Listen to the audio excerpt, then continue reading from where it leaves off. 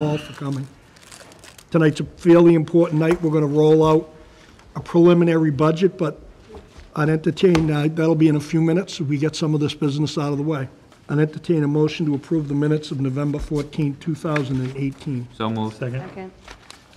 Is there any discussion? All those in favor? Unanimous, thank you. Mara, Student Advisory Report, thank you.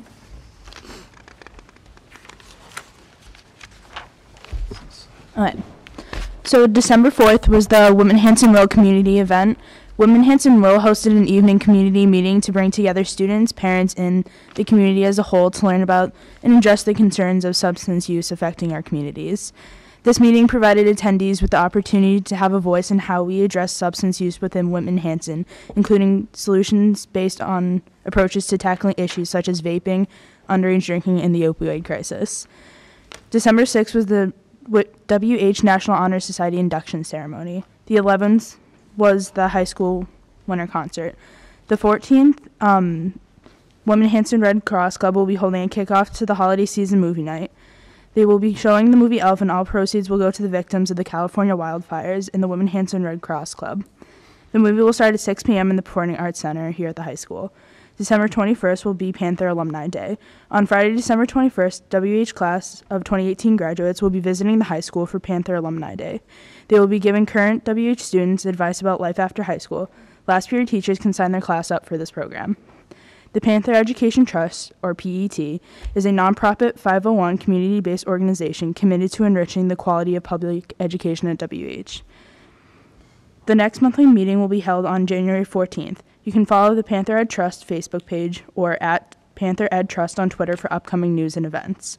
The 2018 yearbook is now on sale and could be the perfect gift for that special WH student in your life. Currently $85, the price goes up to $90 on December 15th. Parents, please remember that you can surprise your students and your graduating senior with a recognition ad in the yearbook. You can submit it 24/7 from the comfort of your own home. You can go to whpanthers.wix.com/yearbook for all your yearbook needs. December 14th will be the real live social night from 6:30 to 9 p.m. at the Whitman Middle School. Activities will include mat ball, dodgeball, karaoke, board games, and a dance. Students will be able to sign up for activities during lunches and with the purchase of a ticket. More information can be found on the district website. December 4th was the annual Conley School Polar Express reading by Mrs. Downey. December 14th will be the Duval Grade 1 and Grade 3 winter concert at 10 a.m. for Grade 1 and 2 p.m. for Grade 3 in the Duval School cafeteria. December 15th will also be the Grade 1 and Grade 3 holiday concert for Indian Head at 2 p.m. in the gymnasium. Holiday recess this year will be from December 24th to January 1st, and we will return to school on January 2nd. Any questions for Mara? Thank you. Excellent job. Okay, before we get into the superintendent's report, I'm going to give you a few dates to remember. December 18th is a middle school concert. It's here in the Performing Arts Center at 7 p.m. December 24th, 2018 through January 1st, 2019 is the holiday recess. School will be closed. All departments will be closed. January 27th is the Polar Plunge benefiting the Indian Head School in Hanson. That's at Camp Kewanee. I believe all Hanson members are signed up. I believe Mr. Simonak is signed up. We're going to twist Mr. Farrow and Dr. Jones's arm to get signed up. Sure. Did I hear a yes from Dr. Jones? You did hear a yes. I had to check it with my boss at home. Good answer. Does that leave Mr. Farrow as the only? I would be loath to call out Mr. Farrow. Jeff said I was doing it about a month ago, so I said sure. That's how we left it. Can't wait. Also, it was suggested at the last meeting when we had a member that was absent, who used to volunteer a lot with his mother in the Indian Head School, that it would only be fitting for him, being the only Whitman guy, to be doing the Polar Plunge. I believe Mr. Small made the motion, and I think the rest of the committee agreed. It would be Mr. Boyce. Yeah, thanks. So there is a penalty for missing a meeting. It is, yeah, I guess so. We volunteered you to represent Whitman. Okay, good. Perfect. So keep in mind, the 27th is the polar plunge. And also that same day, at 12 o'clock here at the high school, is the pizza bowl. So you can go for a swim at Kiwanee, then come up and have a pizza. Sounds like a plan. And we have a school committee meeting January, Yep. The change was going to be. Yeah, the 16th. January 16th Sorry. is our next school committee meeting. So, any questions, anyone? Okay, superintendent's report. Tonight, before we get into that, just briefly, as you can see, there's a budget discussion. We thought it prudent to get into the budget and discuss where we are with the budget. As you know, our budget is a lot dependent on what happens with the governor's budget. So these numbers are preliminary off of history that we've taken over the last few years. The superintendent, the assistant superintendent, and the business manager have looked back at a snapshot of history of what the numbers sort of look like. So this is not a steadfast budget. This is a rollout in December because we know both towns have been having meetings with finance committees and boards of selectmen, and we'd like to let them know somewhat where our numbers would be so we can work together as a whole and come up with some sort of a budget to the townspeople that is going to work for everybody. So keep in mind, I'm reiterating, these numbers are preliminary because our budget is contingent on what happens with the governor's budget, which that comes out and gets bounced around sometimes into May. So we're going to do the very best. As he's given you the report, if you have a question, please raise your hand. We'll stop. If there's questions that we can't answer this evening, we will write your questions down and get back to you at the next meeting. Our hope is to have this budget discussion at every school committee meeting until the May town meeting minimal. So in January, we will be inviting everyone back.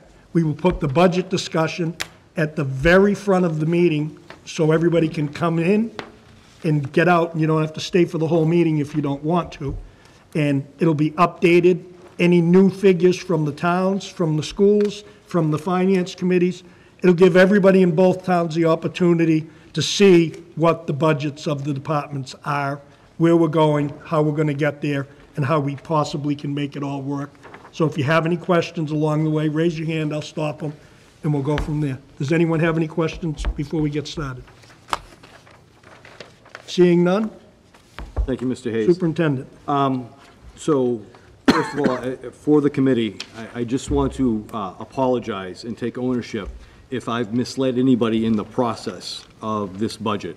Traditionally, we've given our budget in February. We started internal talks in October, November, but nothing formal has come out. This past fall, a few folks in Whitman, Mr. Lambiase invited myself and Christine, Mr. Small and Mr. Trotter went to a couple of meetings to discuss capital and budget. We were there, and at our last meeting, we presented our capital plan for the next 5 years. I also have a meeting scheduled next week that was scheduled back in October. The chair of the FinCom in Whitman asked us to present some numbers, and we chose December 18th. So that's the date that we were supposed to present our numbers to the Whitman FinCom. I know through social media, some folks have said our budget has come up at different FinCom and different selectmen's meetings, and I know school committee members are taking the brunt for that. So if I've misled committee members or anyway, that's the process that I'm trying to follow. It's a little different than in the past, and we're going to follow what we have in place right now. I also would have been remiss to not present you with numbers before I presented them to FinCom in either town, because you are the governing body of the school district, and you actually evaluate me, and you're my boss. So I'd like to share with you the numbers before we go out and about to the town, to both towns. So what you have in your packet, and I also want to preface this is a discussion.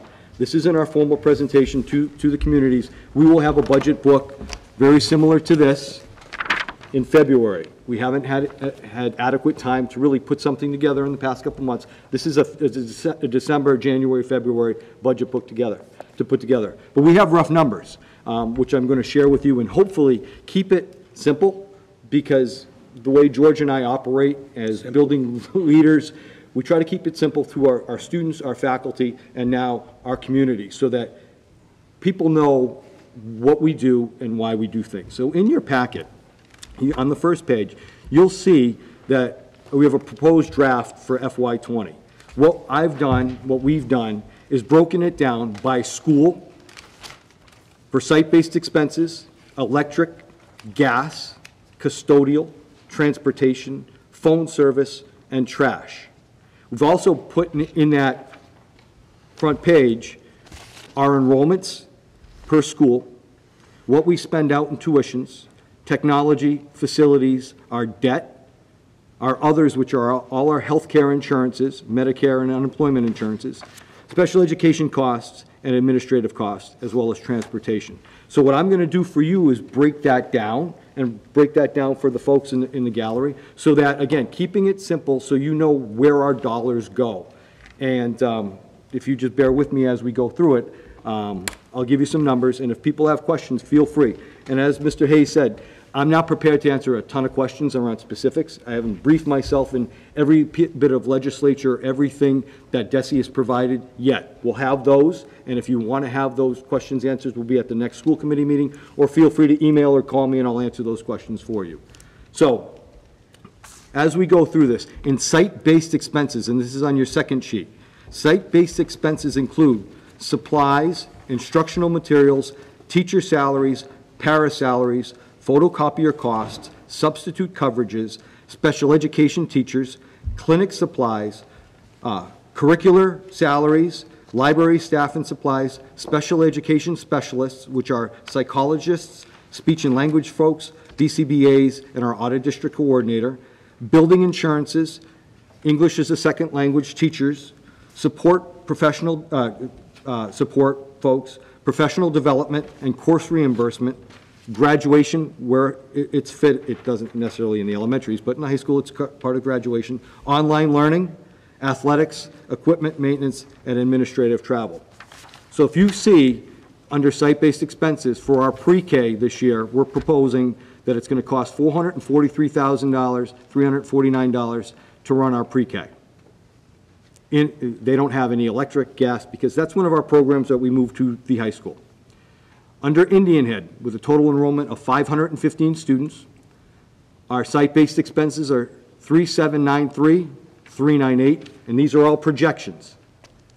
Our electric costs projected at 81,425. Our gas costs at 58,756. Our custodial costs, and this is a year, 136,555. Our transportation costs, 206,201. 13,333 for phone. Trash, which is picked up 3 times a week, at 9,429, for a total cost of Indian Head at 4,299,097. Conley School with an enrollment of 528 students, and these are numbers from October of 18. Site-based expenses, 3,167,398. Electric, 67,598. Gas at 42,787. Custodial at 141,131. Transportation is the same as Indian Head, 206,201. 13,333 for phone, 9,429 for trash, with total expenditure at Conley at 3,647,877. Jeff, before you Yes. move forward, can I interrupt you a minute? Absolutely. The reason the phone system and the trash are the same for all schools is the phone system is district-wide. It's a district-wide phone system. It's connected to all the buildings. So obviously, we just divided by that. And the same way with the trash bill. The trash bill comes in. Right. Each school has dumpsters, different needs. Like, we may have more trash here at the high school than we do at the Indian Head, or we do it for Conley or Duval, but they just split it evenly. So some of those costs are the same. It's because it was split like that. No. Okay, I'm sorry. No problem. Duval School, total enrollment of 443 this year. Site-based, 3,435,739. Electric is 68,392. Gas is 33,483. Custodial is 137,760. Transportation is 237,924. Phone, as Mr. Hayes said, is 13,333. And trash is the same at 9,429. Total expenditures for Duval projected 3,936,061. Whitman Middle School, enrollment of 580, site-based 3852986, electric at 87,493, gas is 46,450, custodial is 214,771, transportation is 222,062, phone is the same, trash is the same, total cost 4,446,525. Hanson Middle School, 479 enrollment, 4012612 for site-based expenses. Electric is 116088. Gas is 58433. Custodial is 206,825. Transportation is 190,339. Phone and trash are the same. Total cost to operate Hanson Middle School is 4607059. The high school with a total enrollment of 1278, site-based expenses 7455410, electric at 429003, gas is 98093, custodial is 351,842, transportation is 523,433, phone is the same at 13,333, trash is a 5-day cycle, 27,855. Total for high school, 8898,969. The next column, our tuitions to others, our school choice and our charter is 781,815. In technology, we have under site-based or expenses, salaries, contracted services, equipment and maintenance, supplies, equipment replacement, and travel. The total budget projected for technology services in our district is 1,371,365.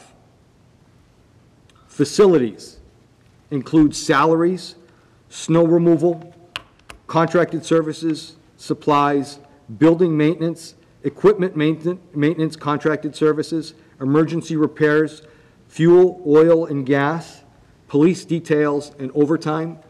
Projected budget for facilities is 1,498,591. Our debt that we carry is 890,983. Our other, which are our health care benefits, Medicare insurance, and unemployment insurance, is 817,182. Special education. Special education costs are tutoring services, administrative support salaries, supplies, summer materials, because we run special education year-round, travel, contracted services, including outside evaluations, PT, OT, etc., multiple things that special education students need, legal fees, out-of-district placements, and I'll get to that in a little bit, out-of-district transportation, and summer salaries. Special education costs projected for for 2020 are 6,177,353. Administrative costs are central office salaries. Jeff, one yes, second, I'm sorry. please. Mr. Small. I had a question on the sped expenses, because I thought our sped expenses were much higher than that. Even looking at DESI reports. These are our sped costs from central office, not site-based. Okay. So what we did was This we is took only our one sped small teachers- part. Correct. This is special education, which are the chunk of this money is our out-of-district transportation and placements. Okay. And I'll hit that up in a few minutes. Okay? Thank you, sir. This doesn't include special education teachers in schools. Central office are salaries, school committee expenses, supplies, legal, all of our principal salaries, our curriculum director salaries, photocopying costs, contracted services, instructional materials, and I highlighted curriculum programs such as our No Atom program and our math program that we're looking at, and supplies, consumables. Our total admin costs projected for FY '20, $4,013,043. And the last category is transportation/other. That is transportation salaries. We have a bus that we have to contract in reserve in case we need additional routes throughout the course of the year, and then homeless transportation. That number is 274,041. And as I present to you in the gallery, these are rough numbers, and in our budget book, it'll be itemized more specifically, but I wanted the folks in the gallery and on TV and here, especially the committee, to understand where we are. So the total budget, if you add all of that up for FY20, is 53,457,929, which is a difference from 50,523,181 last year, and the difference is 2,934,748. That doesn't include any revenues that those are our expected costs based upon history over the last few years. So as I get into a little of the explanation of this and why some of those things moved up, because folks will say, well, why is it up?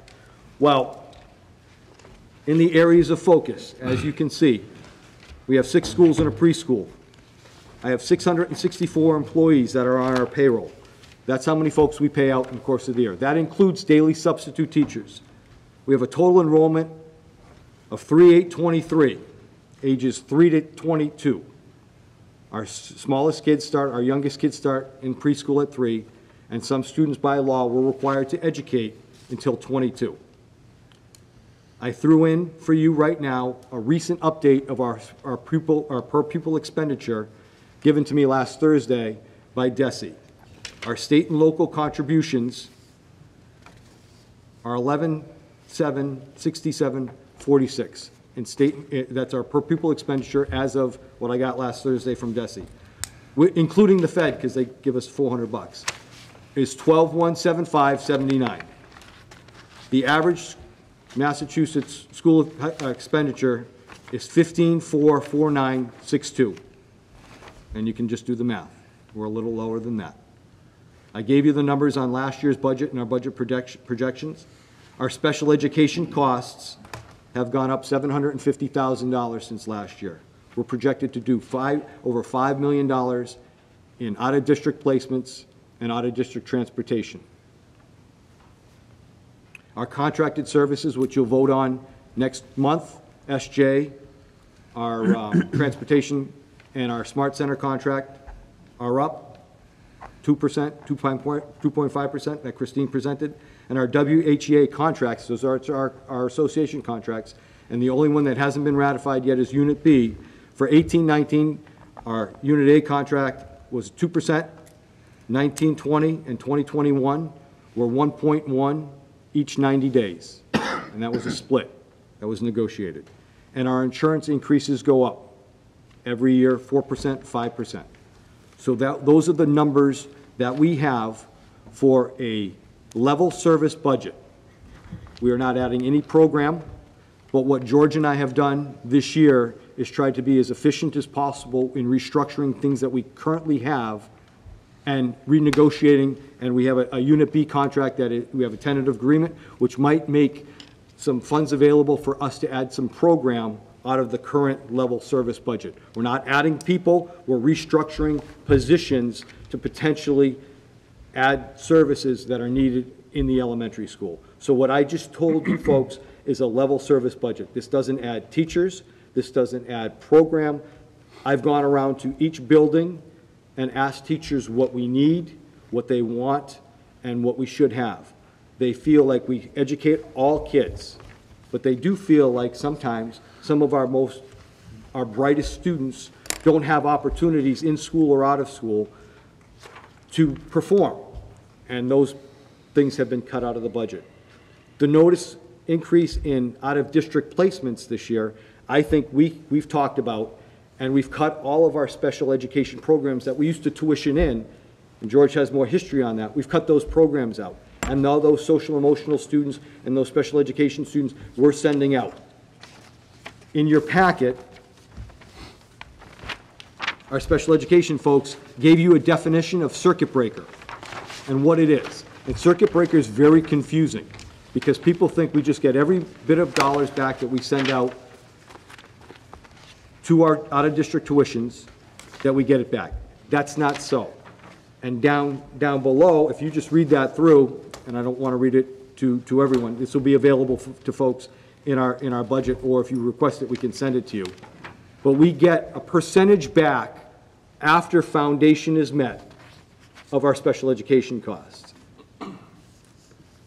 And as you can see, tuitions are paid to 17 different placements, ranging in costs from $39,735 to $319,280.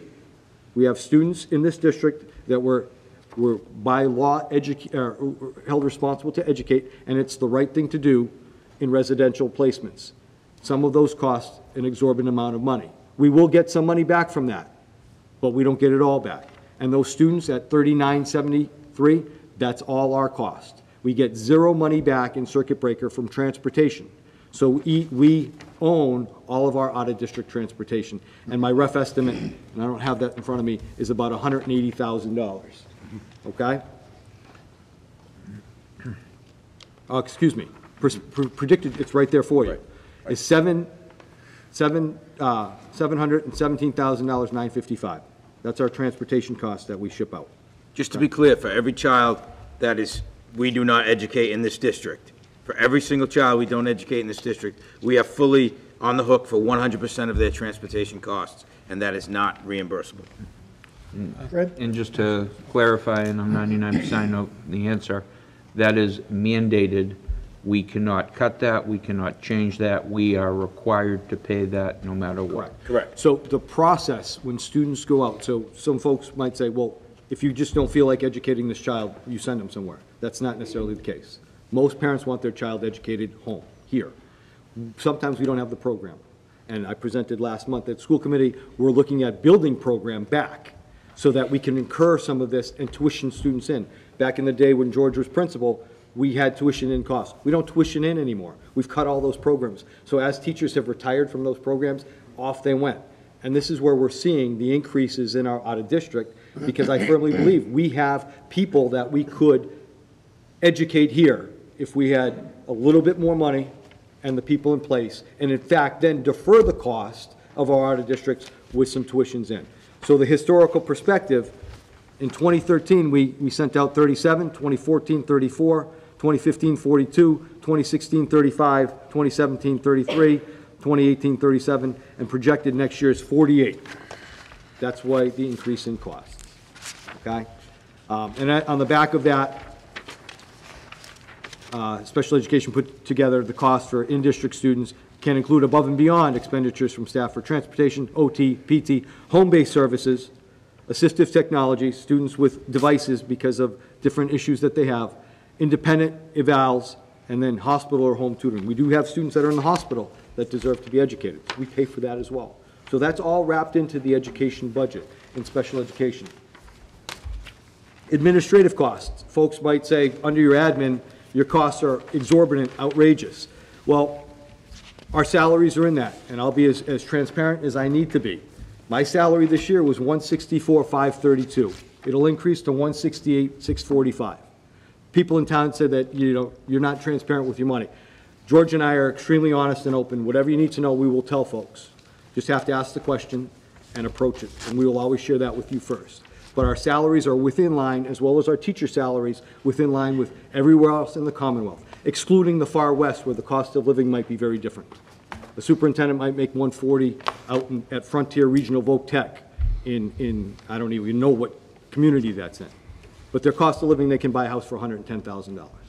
So it's a little different. We are very in the middle, as George presented with our education in the middle last month. We are very in the middle with our salaries. We want good folks. I think we get Cadillac for Chevy. I said this before. But we won't be able to maintain that if we're not successful in a level service budget next year. And I would hate to go back and do some damage to the good things and the positive things we've done. That doesn't mean these numbers might be flexed over the next 2 to 3 months, as Mr. Hayes said. Once we get revenues, we have no idea where the governor's budget is. I'm still waiting to hear about the surplus budget that the governor said back in November around the election. Haven't seen a nickel. Mr. Cutler's in the audience. I know that might be something for him to answer. But those are things that we depend on as a regional school district. We get a little under 50% from the state of Massachusetts for education. I looked at the numbers. We're much higher than most communities in the area. That last page that you had, the long page, is our per pupil expenditure, and I went over those numbers a little bit with you. But it's highlighted in yellow to see where we are and our per pupil costs broken up in the district. Of note on this last page that you all have, this came to us from the DESE. This is a new initiative from the DESE. We've always had a school and district report card. This year, the school and district report card includes monies that are spent by the town, monies that are spent by the state, and then monies that are spent by federal funds, tracked down to individual students and the per pupil for them, and then the percentages of it. So that has just come out. It is actually, we're presenting it to the public right now, but it is still in what's called the DSE portal, but we felt it was important that you all could look at that because that's the latest numbers they had. Because this is brand new, the state is then going to release the FY18 expenditure, this very same thing, this year. So for the first time, the state is having a new school and district report card, including finances, just released in December for 17, will now re-release in the spring for 18, so that they can get on a one-year pattern for it. And it is a pretty valuable tool once we become more familiar with it and once we can share it with everyone. Thanks, George. Any questions from anybody? So far, you've heard a ton of information. Well, Fred? and I think the one big key that's missing, obviously, is to fine-tune what the revenue side is going to look like. And that's what we're going to look for in February. You know, I know that, we did share, for instance, our PK costs. That's run through a revolving fund. That doesn't necessarily come out of the operating fund. Parents pay for their children to go to the pre-K. Correct. So, Some. It is a split. So there's tuition-based, and there's, our pre-K is an inclusionary pre-K. So if a student, it's a special education program, they start their school at 3 years old. And that's the other piece. This is the challenging piece. This isn't our formal presentation. So if there are questions, I'm very happy to take some I won't have answers to. And I'll throw that out there to folks in the gallery too. If you want to come up and have a conversation, have coffee upstairs with the superintendent and the assistant superintendent, I'll answer questions. I'm not going to get into privacy issues around certain students or things that are private, but anything that we have here is open for folks. If folks are uncomfortable coming to the school upstairs, I'll meet them for coffee at Mary Lou's or Dunk's. It's okay. I'm very open to having those conversations, but I want to keep the conversation civil, and I'd rather have the conversations with myself, George, and rather than Facebook. Okay, because I will not answer questions on Facebook. I can't win. So. Mr. Boyce? Jeff, I think since day one, you and George have been exactly in the right direction that we want to go. You talked about this with the new interim special education director. I know I read the minutes for North River Collaborative being there, and I know you've been very involved. You know what those tuition fees are. We had to go up with ours at Pilgrim area. Yeah, we would love to do more. I mean, obviously, it's a case by case, and whatever comes out of that from the special ed director. Also, just thinking of the, let me pass on that, but we'll get to it. But I'm just thinking on the target share. I mean, I don't, I'm already jumping into something that would be like a January or February number, but we've been aggressive over the last couple of years to get to that. And I don't even know if that's even, maybe right after the governor's budget be available or whatever. We'll roll all that out. Yeah, that's a perfect example Again, of systematic, so that folks what we can worked see where hard we're on, at. to hope to see that increase. The one thing I wanted to share with the committee as well, and I know we have folks in the gallery that represent the towns, and the chiefs, and the police chiefs and fire chief, they represent their folks in the community, and I think it's great. I represent the kids, the 3,853 kids here, and the 600 plus employees or 500 plus employees here. I want to do the best for those. As you asked me in this room in my interview, what will you do for our community? I'm going to advocate for them as always. I'm never going to say we should go back. I'm going to say we should move forward. I said at the opening faculty meeting, I don't like to be marginal. We are marginal. I'll play within the rules, but I'll always advocate for the folks that I'm responsible for, and I've also had the honor to walk and graduate kids and see the smile at the completion. It's a wonderful thing. And Maura's going to do that this year. You know, this is the product that we start at age 3 and graduate sometimes at 22, most of the time at 18. So this is why it's important to make sure we maintain what we have and not regress to go below marginal or in the middle. Mr. Trotter? Yeah, I'd just like to make a comment that I think the budget proposal you made this evening was very well thought out. I think it was very succinct in the sense of it's pretty much right in front of you as to how the budget is built, what's incorporated into it. And I think that will let the public know exactly what we need and what our expenses are. And just by following this, that's probably one of the clearest I've seen in a long time. So I'd like to compliment you on that. I would agree. Also, another question that was asked and that I'm just going to answer before someone asks it. If anyone wants to know, it seems to be that, and Jeff touched on it, Facebook talks about salaries and hiding and not transparent. If you look in the town report, it tells you the salary by name of every single teacher paid by the Whitman-Hanson Regional School District. There's nothing hidden. It's printed by the town. You open it up, it's alphabetically driven, and you can look and see what every single teacher, including George and Jeff and administrators and secretaries, every single person is paid. There is nothing hidden in this budget. It is all in there, and inclusively, as you'll see, that book that's in front of Jeff, is a ton of pages. It may be a little bit more complicated, but we sat and tried to figure out how it was going to be so everybody would get a better snapshot.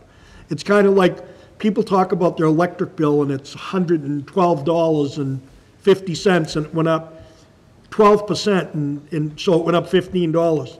Our electric bill, as you can see here at the high school, is $400 and something thousand. $429,000.03. So when the electric bill goes up at your house by 10%, it goes up $10 or $15 or $30. When it goes up here by 10%, it goes up $42,000.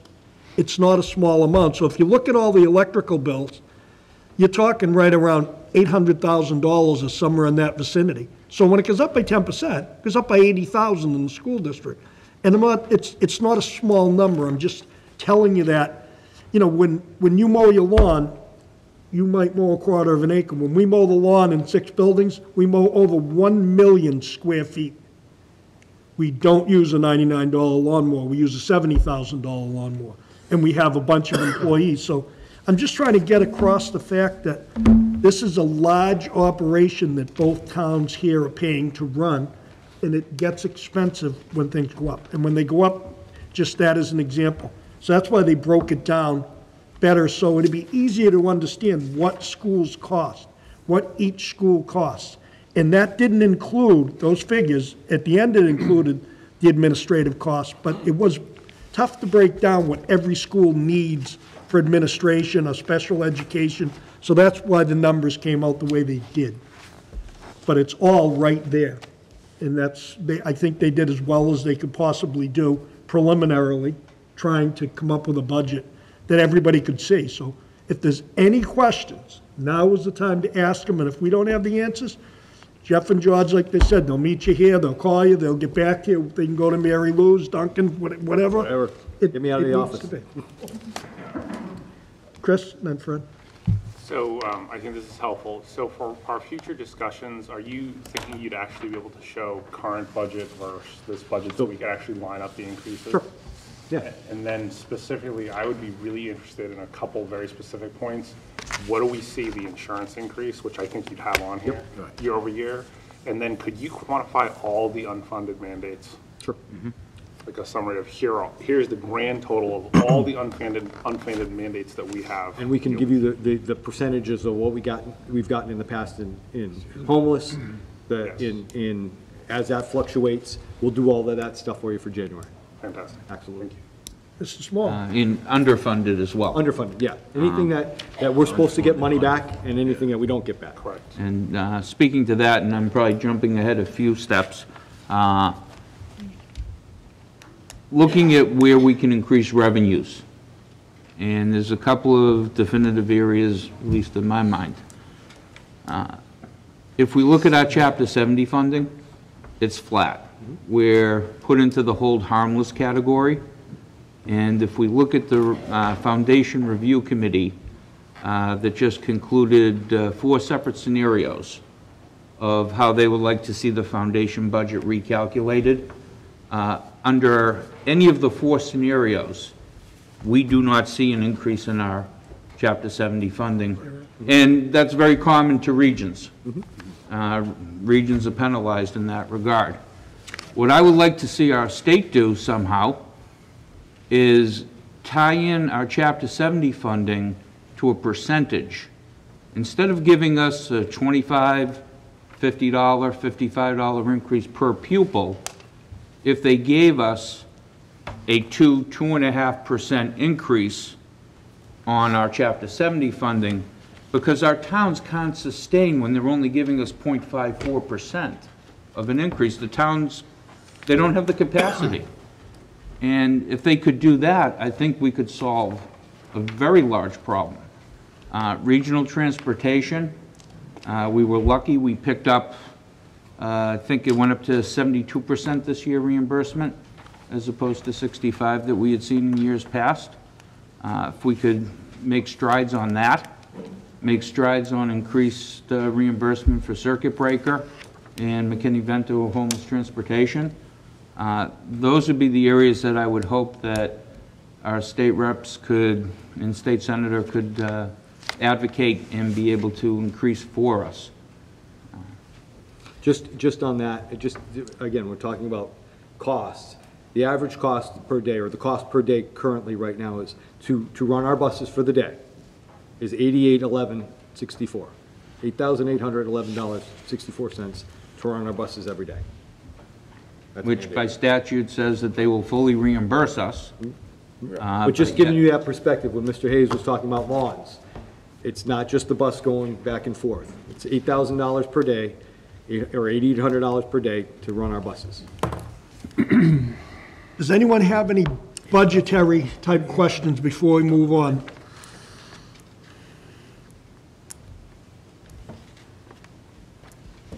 Anyone from the committee? Gallery? No? Do you have anything else? Not as far as budget, nope, I'm good. We'll take questions, email, George or myself, anytime. If you want a phone call, that's fine. If you want an appointment, great. If you want to meet for coffee, great. We'll take budget questions and just talk about the Patriots' loss in Miami. One more thought. Fred? How much information can we be able to put online so that people can access it, you know, at their leisure, so to speak? I think we can look at what I presented to you. I wanted you to have in the packet. I am meeting with Whitman FinCom next week, so I'm going to present this material. It's an open meeting. We just talked about all these numbers, so I'm comfortable with that, you know. We'll put it up on our website. And one of the things that George and I are really trying to do this year is really be as efficient with our programs. And in that technology, we talked about our tech budget. We have to pay for our accounting system, which is Munis. We pay for Infinite Campus, help parents get the portal. We pay for our website. We pay for our messaging system. We pay for our nursing system. We pay for eSped, our special education system. Those are all costs that are associated that we have contracts for. What we're trying to do is pare that down to be as efficient as possible. What we have found in the past is that we have some programs that we don't utilize to the fullest. Our business office has gone through 10 days of Munis training because we were only using this much of Munis. Well, we want to use this much. Our website, our contract is over. We're working with another vendor to make sure that we can effectively communicate with parents through our messaging system and maybe tie in our website and put an app out there. So when we do something in school, it will come to your phone via text message, via app, via all these things, so that we can effectively communicate with parents and reduce costs. And that's where we haven't gotten to yet. It's been 4 months since we've been on the job, well, almost 6, but really diving down into all of our processes to make sure that our taxpayers are heard and they're getting the most bang for their buck that we can. and that folks are saying, well, you're really utilizing that. I don't want us to ever say that we don't utilize everything we pay for to the extent of that ability. So we're still in that process. We should have some more numbers for you in February. Jeff, did you say that you have a meeting with FinCom? Next Tuesday at 7 in Whitman. I would ask if for FinCom members that are here or the chairs, would they please notify the school committee and Secretary Michelle so we could post a meeting if any of the members would like to be at Finance Committee meetings. We have to post. So would you send them a memo, Michelle, and see if we can make that? And the same with, I see Frank's here this evening. Do you have anything to add or subtract, Frank? Josh? Sure. Thank you for coming. It's nice to have our state rep here, Josh Cutler. You should have, but you should have copies of this. In fact, I like to go here for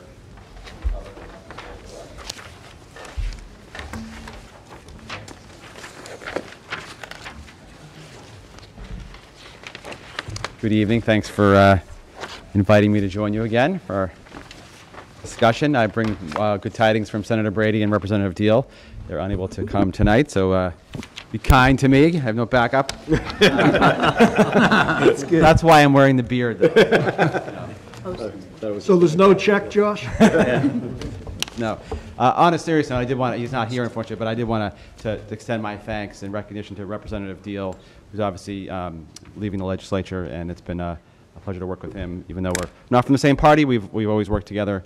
These past 6 years, he was very kind when I was a new legislator, taking me out to lunch to kind of show me the ropes, and so I appreciate that and wish him well in his new endeavors, whatever those may be. So I just wanted to say that. I wanted to go over this memo quickly, and I took some furious notes, so I'll try to hit as many of those topics as you guys raised. Feel free to ask questions at the end. Wanted to just, on a lighter note, acknowledge our great intern that we have working for us up at the State House and also down here in the district, who just happens to be sitting to my right, Laura Burt, Senior Whitman-Hanson. Obviously, you know her talents already, but she's been a great part of helping our office as well. So I wanted you guys to all be aware of that. Whitman-Hanson is represented up at the State House all the time. So before you have a brief memo from our team, from myself and Senator Brady and Representative Deal, just kind of a sort of a rundown of the budget process. I know for most of you this is old hat, but I wanted to give you an update primarily on the sort of the first step in the process, which has already happened, which is having the consensus revenue hearing. That's an annual part, sort of the first inning, if you will, of our 9-inning budget process, and that was the first inning, and that was just held last week. So again, we are early in our budget process, as you are. In fact, you're further along than the state is, so kudos to you for that. So we had the Ways and Means Consensus Revenue Hearing. I was in attendance last week on Wednesday, and I just want to run down some of the key findings because I think they kind of inform our discussion locally, but also on a more macro level. First off, the previous, well, going back a couple fiscal years to FY16 and 17, we saw fairly poor revenue growth. If you recall, we actually had revenue coming in below projections for a couple years in a row, which is makes life more challenging. FY18 was a much different story. Revenue growth was much, much stronger, and the economists attributed this to a variety of factors. The three that they cited were what's listed here, which is much stronger stock market performance compared to the previous 2 years after some slow growth. Changes in federal tax law, especially as it relates to corporate tax law, and so-called SALT, the state and local income tax deductions, which I think prompted folks to accelerate tax payments to get in before the end of the calendar year last year, if you recall. And then continued strong economy here in Massachusetts and rising employment rate. So those are the three sort of main factors that they attribute to FY18 being much stronger. And they did kind of caution us that the first two factors, at least, were more what they call episodic events and weren't necessarily indicative of a trend in terms of a long-term sustainable trend. So we're in FY19. FY19 is off to a positive start as well. Revenues are up 4.1% over benchmarks for the current fiscal year, which is good. They do see some potential for upside, which is a term that they use, meaning, a surplus, I hate to use that word, but an upside in revenues for the fiscal year. But then again, just caution that we're very early on. We're just in, getting the November numbers for a fiscal year that started July 1st. So we're still early on. The January, February months are very big for state revenues, as are the later spring months, as you might imagine. So we'll know a lot more by early spring in terms of where we're at for this year's revenues. Just generally speaking, the economic picture, if I was a meteorologist, I would classify it as mostly sunny with a chance of showers. That might be the way I would sort of forecast. Projecting strong growth through at least the first half of the calendar year 2019. Unemployment rate actually expected to drop even further, down in the range of 3.3 to 3.5, and then in FY20 even a tick below that.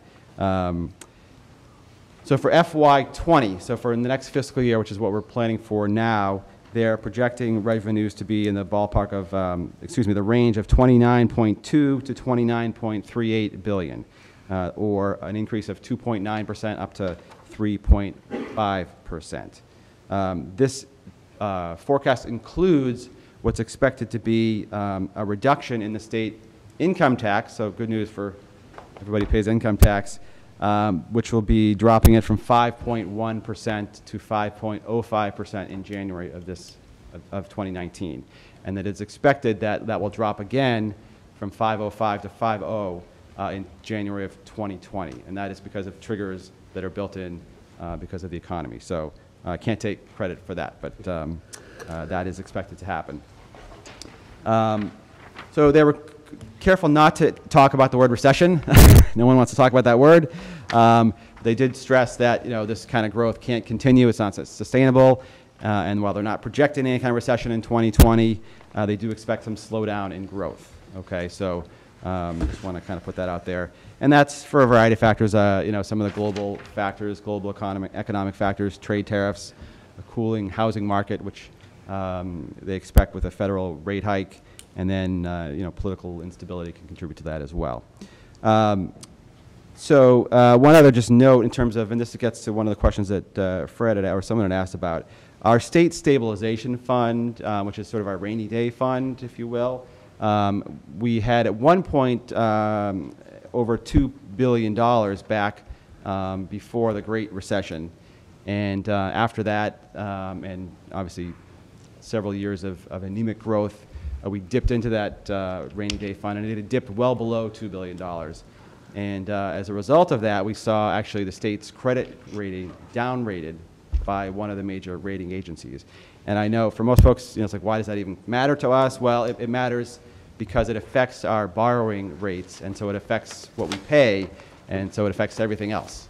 So it's pretty important. So one of the things that we've tried to do is to be fiscally disciplined, to deposit more funds back into that rainy day fund.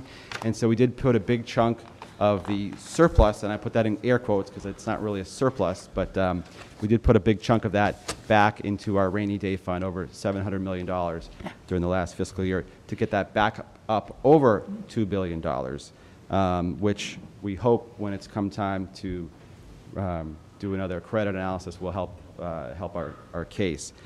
Even at the $2 billion revenue mark, though, our state treasurer recommends that we actually should be trying to target $4 billion.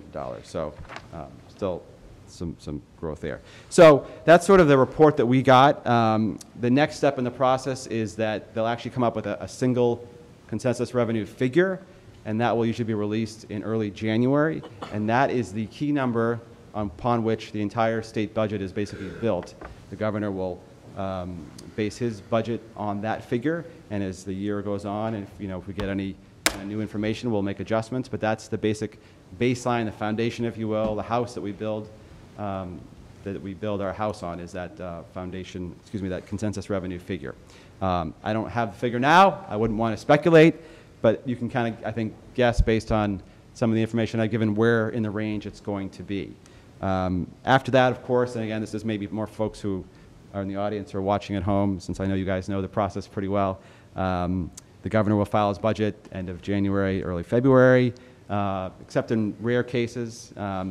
that offers a very good baseline figure for your own budgeting purposes in terms of finding out what Chapter 70, UGA, unrestricted general government aid, and some of the other line item accounts will be.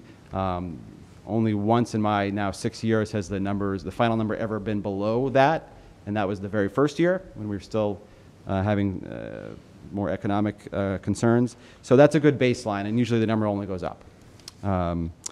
Ways and Means budget hearings run through March. It's an opportunity for us to kind of go around the state and hear from different folks in the different areas of the budget.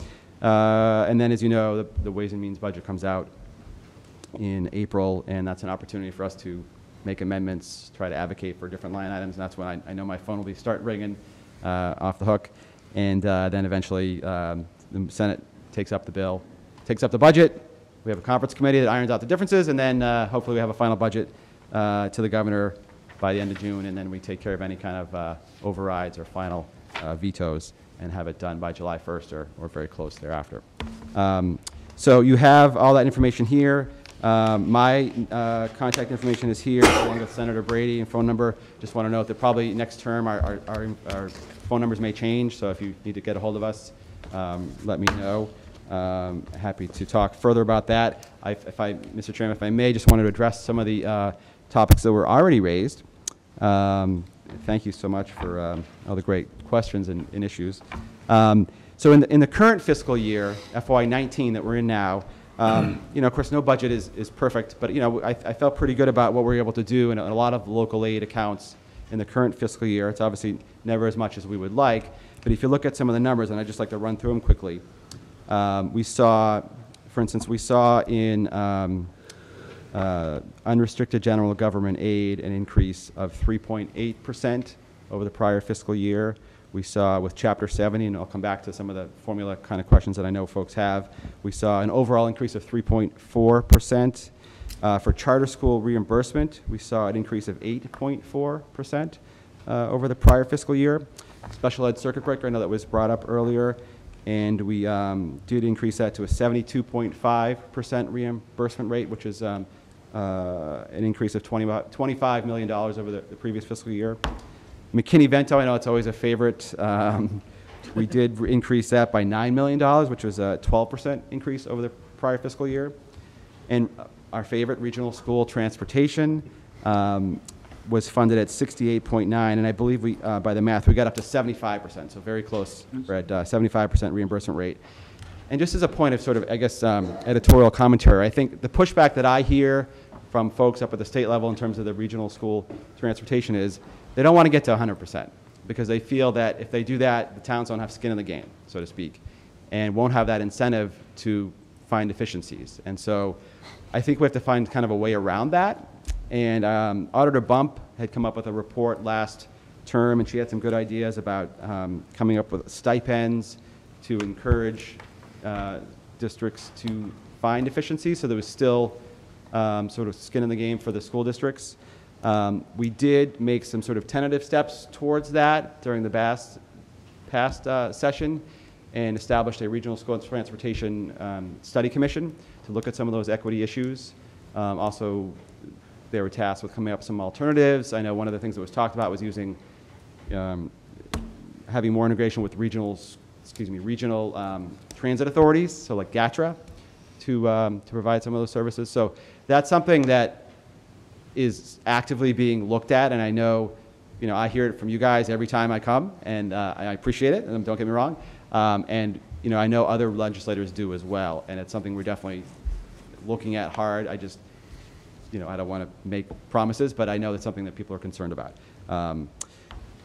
Then the last bit was just, there's a lot of talk about the Foundation Budget Review Commission that we did a couple years ago and some changes that they recommended. Specifically, they looked at and said that we were really falling short in terms of special ed, English as a second language, and also insurance costs, OPEB costs, other post-employment benefit costs. And so those are sort of identified as some of the key areas where we need to improve and to tweak our foundation budget. The caution, I would just say, in general, but any time we talk about changing the foundation budget, if we're just divvying up the same pie in a different way, that's not always going to be to our benefit. And hopefully it will be, and we're going to advocate like heck so that it is.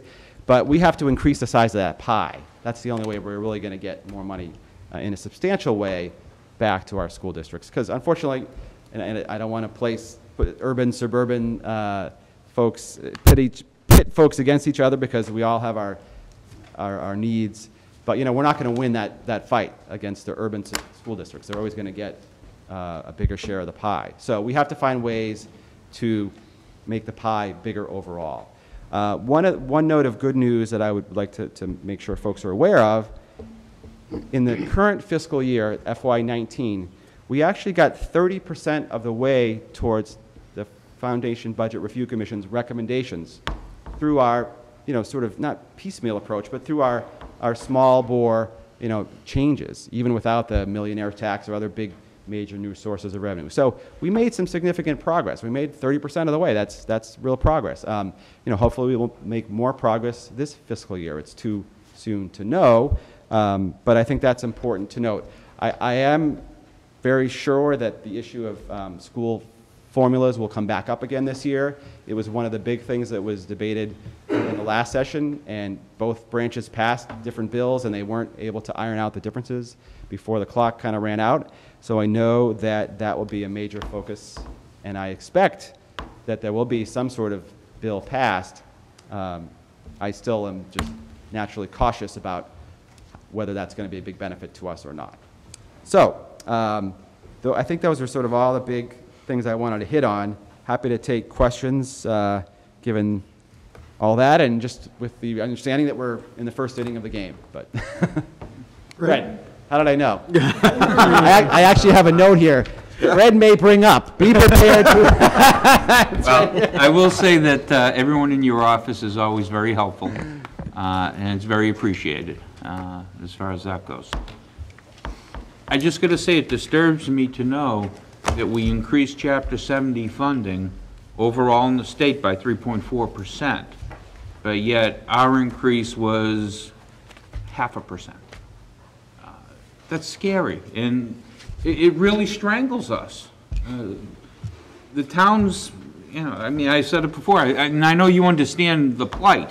Yep. The good news is we now have more representatives that are hopping onto our cause, so to speak, grouping for regional school districts that are hearing us a little bit. Because the only real ways that we're going to see anything for us is going to be in regional transportation. It's going to be in circuit breaker. Those are going to be the real areas to get things fully funded. We've already, as a district here, we have skin in the game. Okay, we've changed our starting times on our buses. We've grouped with the local town, to try and get a better contract. One of the items that was brought up, and I know Desi's well aware of it, the lack of competition when you go out to bid on a busing contract. Yeah. It's really, really a big problem. I think that's one of the reasons why they wanted to try to bring in, the GATRAs of the world, the regional transit authorities, to try to fill that void a little bit. But, so we've got to try and be imaginative and whatnot, but we've done everything we can to be imaginative, but it's, I just want you to be aware of what I hear when I make my case to the folks. That's the feedback I get. Well, so just so you're aware, that's all. And I totally agree. And to your point, Fred, and I don't mean to cut you off. Feel free to jump back in if you have more to say. But the Chapter 70 formula itself, we know because our school enrollment is flat, or in some cases declining, and that is the key reason why we're not seeing the increases more than the minimum. And that's why every year we prioritize the minimum per pupil expenditure, which was, Governor proposed it at 20, we got it to 30, 1 year it was 50. It's annual battle every year to get it back up. And, I have a bill actually that set at the floor at 50. But that is the battle. And that is the only area really in terms of the foundation budget where we're going to see a significant increase because of the fact that our enrollment is flat. We have, in some cases, I don't know what the enrollment is. All right, but my argument to that is, if it costs the state $5,000 per pupil under Chapter 70 funding, just as a number, okay? If it's $5,000 a pupil and you're going to give us $50, it doesn't touch the increase of what it costs to educate that child. And it doesn't touch what our costs are, just to give level services. That's, the $50 is an arbitrary number. But if we tie it to a percentage of what the increased costs are, then we're looking at substantially more money. Right. You could definitely do that if you had a bigger pie. But unless you're making the pie bigger, what you're talking about. Well, it's still proportional per pupil. But where's it going to come from? Well, you got gambling money? What we do have, And in your estimates, that was the other question, does that take into consideration casino funds and marijuana funds? So yes, in fact, I glossed over that. I'm sorry, I skipped over that. It does include some gaming funds. It includes marijuana revenues, and the caveat that they're very early on. I think I might have mentioned in there, if not, I have the full report here. We only have a short amount of data in terms of the marijuana, so figuring out what the sustainable revenue is going to be and where that gets eaten into somewhere else, because maybe our excise tax from alcohol will go down, or we just don't know. Once we have a full year of data, we'll be able to know. But we have made progress finding other revenue sources. Getting a little creative. We're going to have there's probably going to be an Airbnb type tax that goes into effect. So that will bring in some revenue, and that will actually probably have a local component to it. So that is something there's a lot of hotels, but you could rent out your luxurious mansion and Fred and make some money, and the town would get money to boot. So, twofer. Anyone else? Jeff? I just wanted to publicly thank Josh for earmarking the $35,000 for technology and Chromebooks for us. I had to do that. So we received 147 Chromebooks because of that earmark. Oh, they're in. That will go to elementary schools. And it costs about $238 a Chromebook. So thank you so much for that work, and that was a surprise. So we very much appreciate We like good that. surprises, right? Yeah, right. Don't want So bad it's not all bad. So we appreciate you working for us. I Thank you. Appreciate it. Thank you, Josh. Thank you. Thank you, Josh. Appreciate it.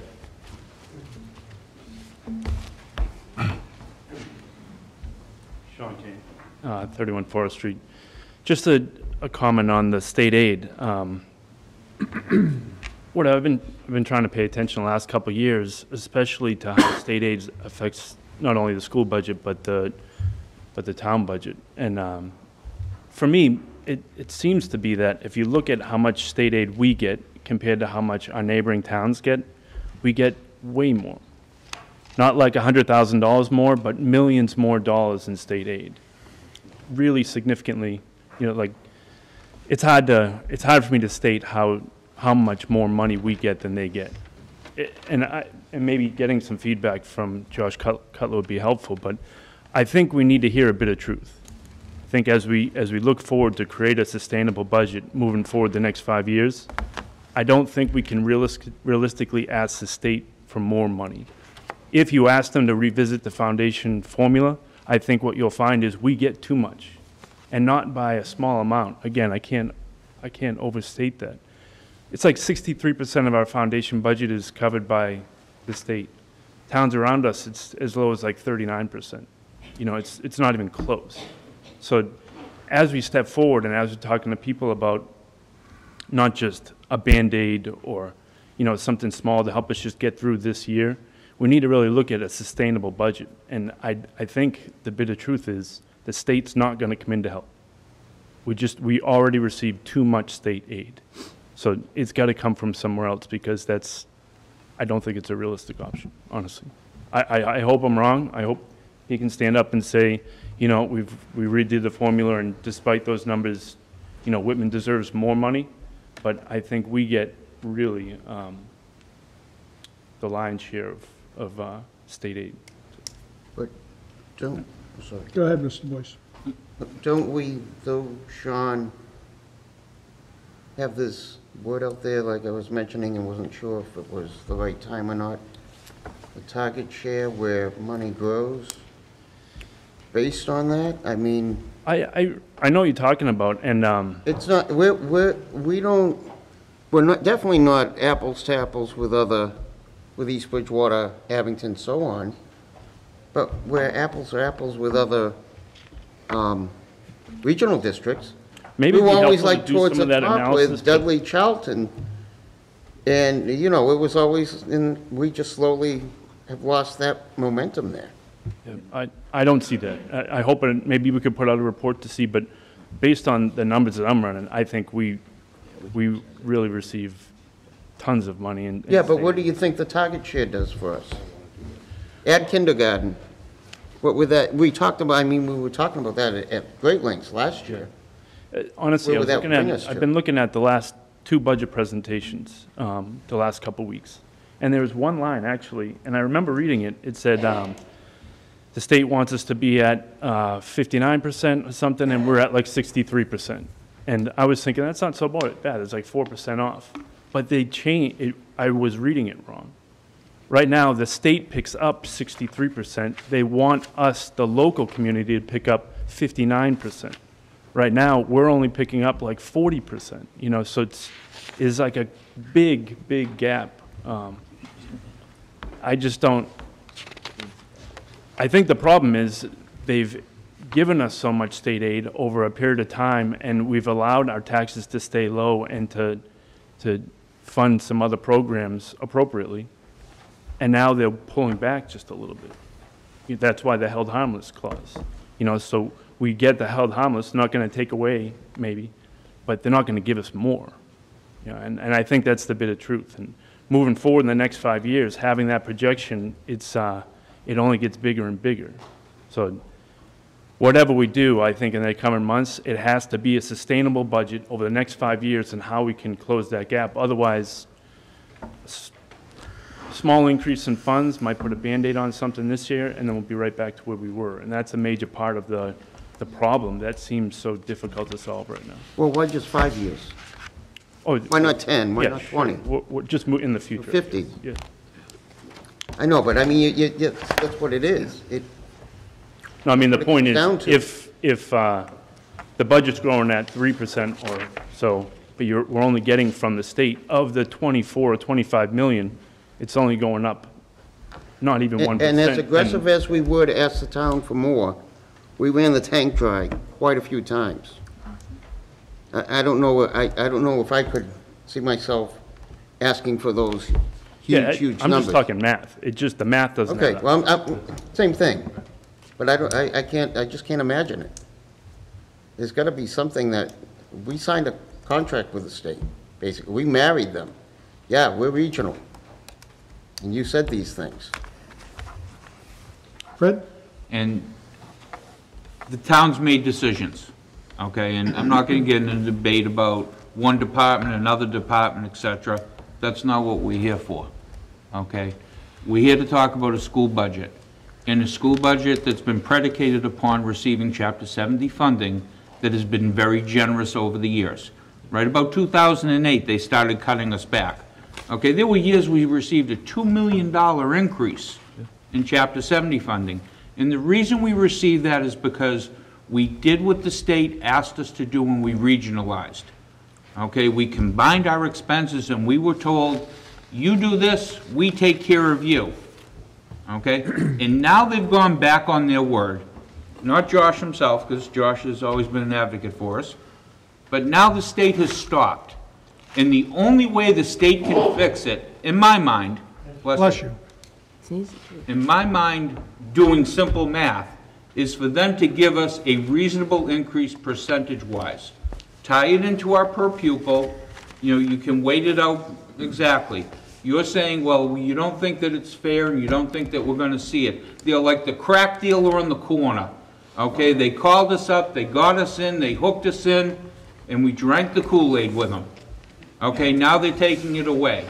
Well, I don't think that they have the right to take it away. I think that we need to fight for every penny that we can.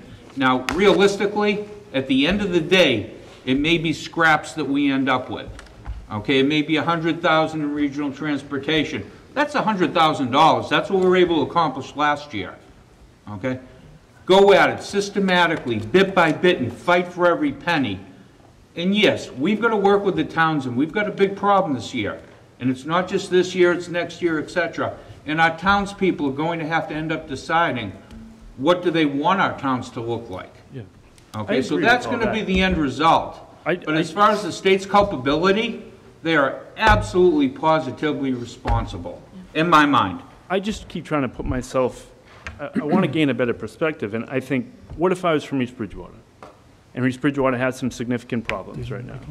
If they're only receiving, say, $9 or $10 million in state aid, and we're receiving in Whitman like over $14 million, how is that, how is this like? Why don't they call us up and ask us to regionalize?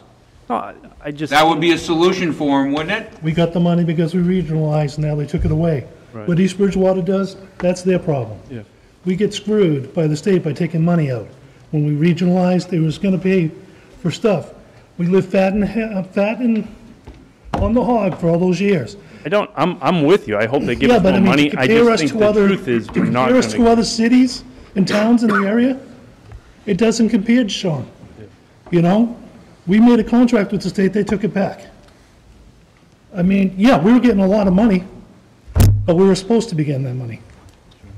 Period. I mean, Okay. I It's think getting out of the- we've heard both. Thank you. Thank you, Sean.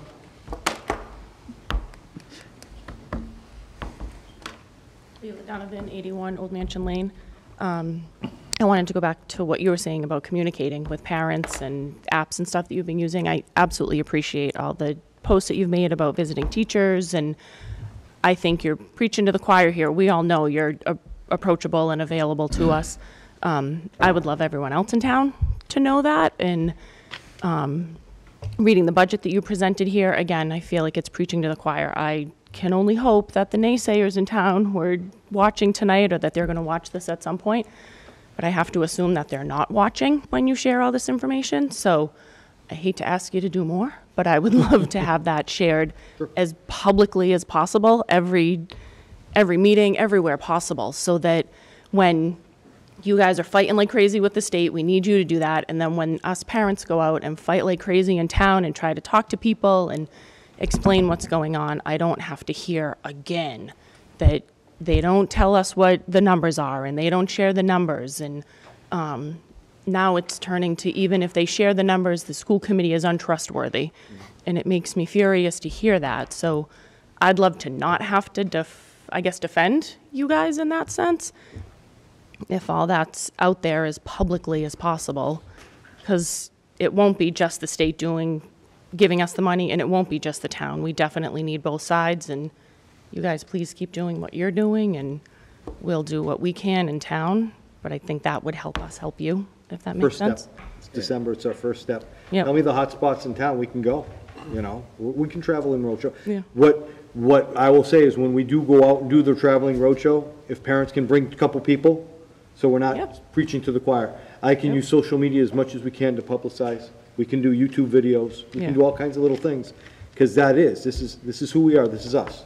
And we're in it together to do different things, as I said about the chiefs, advocating for their people and their departments.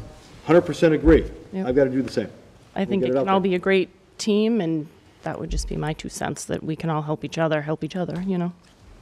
Thank you. Thank you. Okay, anyone else before we move on with the budget? I'd just like to finish on tailing in with her statement. Ladies and gentlemen, if you care about education, you want to see education continue with a level service budget or above, please come to school committee meetings. Please look at what's on the town agendas, come in and help be part of the solution to solving these problems. Be part of the solution with the selectmen who work hard, and with the finance committees who work hard, and with the other department heads that work hard.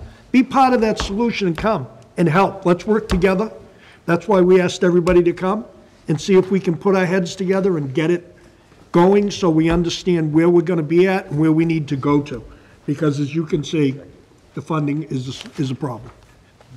Thank you. Okay, moving on, authorization to sign, Jeff. I have a document, and we vote this every year. And thank you, everyone, for coming.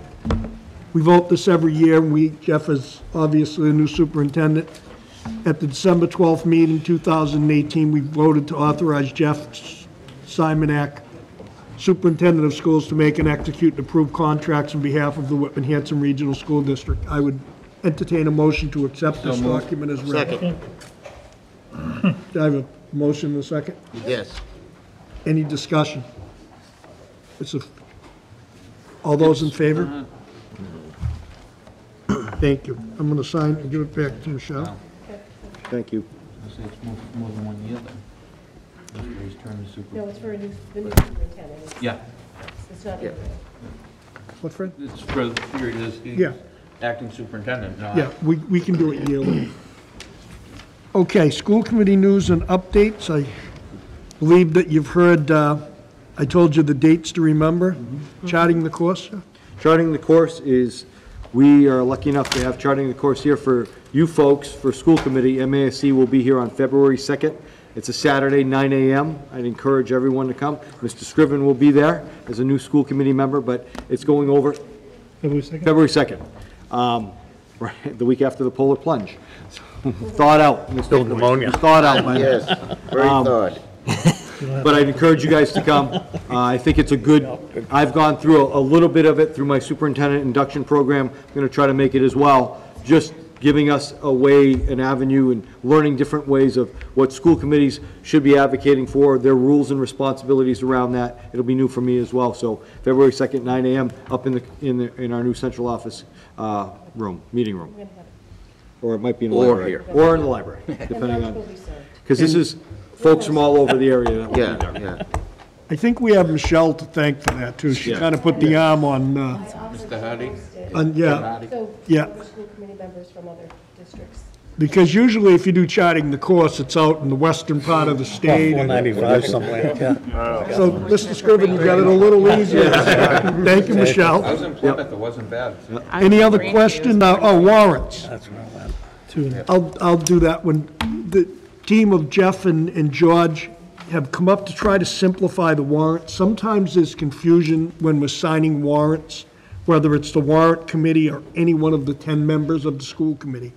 So the warrants are going to be ready. You will receive an email. They will be up in the office. They will be available to be signed when Christine is there. So if anyone has any questions on any of the items, you won't be wasting your time. You'll be able to go up and say, what about this? What about that? What about these? What about those? They'll all be there to make sure that that's all available to you, so there's no confusion. And hopefully we can move this warrant process on.